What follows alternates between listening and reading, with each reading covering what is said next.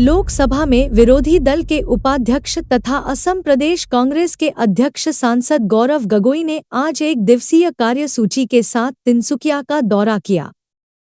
उन्होंने सबसे पहले मटक राजा स्वर्गदेव सर्वानंद सिंह की प्रतिमूर्ति पर माल्यार्पण किया। तिनकोनिया सार्वजनिक काली बाड़ी में मां काली की पूजा अर्चना की। उसके बाद स्थानीय गुरुद्वारा में गुरु ग्रंथ साहब के समक्ष मत्था टेका।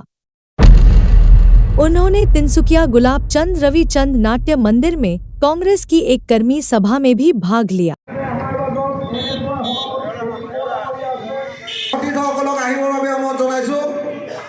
महिला नेत्रीসকল তেখেতলোকক মই সন্মুখলৈ আহি গামোচা পিন্ধাৰ বাবে অনুৰোধ জনাইছোঁ।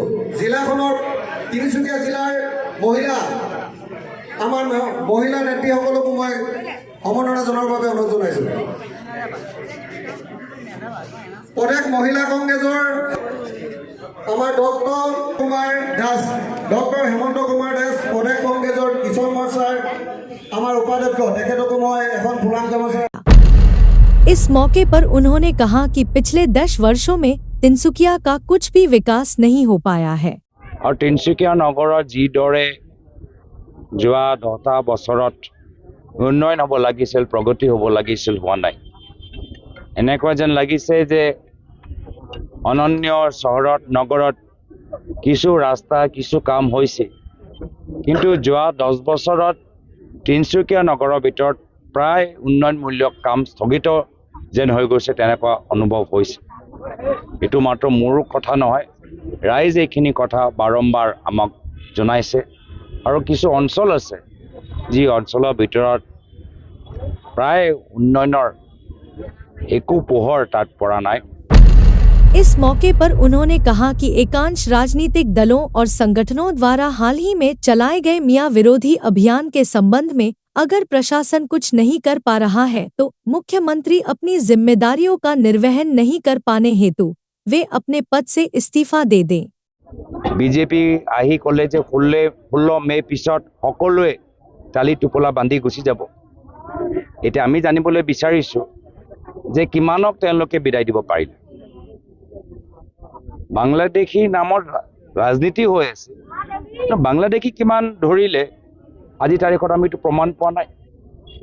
অবৈধ বাংলাদেশী কিমান তেওঁলোকে ধৰিলে, কিমান পঠাইছে, আমি তো তাৰ প্ৰমাণ কোনো তথ্য পোৱা নাই।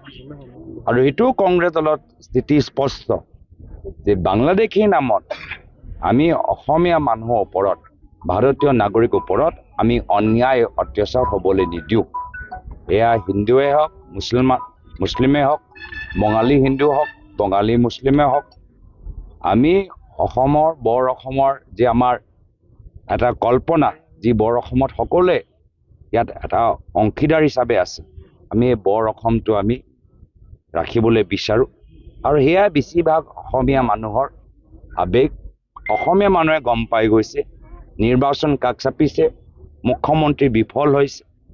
মুখ্যমন্ত্ৰীয়ে আজি ৰাইজক চাকৰি দিয়াতকৈ বন্দুক দিবলৈ বিচাৰিছে। মুখ্যমন্ত্ৰীয়ে আজি বিভিন্ন সোণোৱাল কছাৰী নিৰ্বাচন পাতিবলৈ বিফল হৈছে। কাৰ্বি আংলঙৰ তেওঁলোকৰ যি সাংবিধানিক অধিকাৰ, সেই সাংবিধানিক অধিকাৰটো দিবলৈ বিচৰা নাই। বড়োৰ মাটি আজি আদানীক বিক্ৰী কৰিবলৈ বিচাৰিছে। তো আজি নিজৰ গাদী সুৰক্ষা কৰিবলৈ আজি অসমৰ ভিতৰত এটা অস্থিৰ পৰিৱেশ সৃষ্টি কৰিবলৈ বিচাৰিছে। অসমৰ মানুহ হিমন্ত বিশ্ব শৰ্মা ডাঙৰীয়াকৈ বেছি এতিয়া ৰাজনৈতিকভাৱে সক্ৰিয় হৈ আছে আৰু তেখেতৰ ৰাজনীতি কেতিয়াও সফল হ'বলৈ নিদিয়ে। যি কাম প্ৰশাসনৰ হয় সেইখিনি কাম প্ৰশাসনে কৰিব লাগে। আৰু যদি এতিয়া সাধাৰণ ৰাইজে প্ৰশাসনৰ কাম কৰিবলগীয়া হয় তেতিয়া প্ৰশাসনে নিজৰ আমাৰ মুখ্যমন্ত্ৰী পদত্যাগ দিলেই হ'ল। তেওঁ ক'ব লাগে যে মই বিফল হৈছোঁ, মই পাৰা নাই।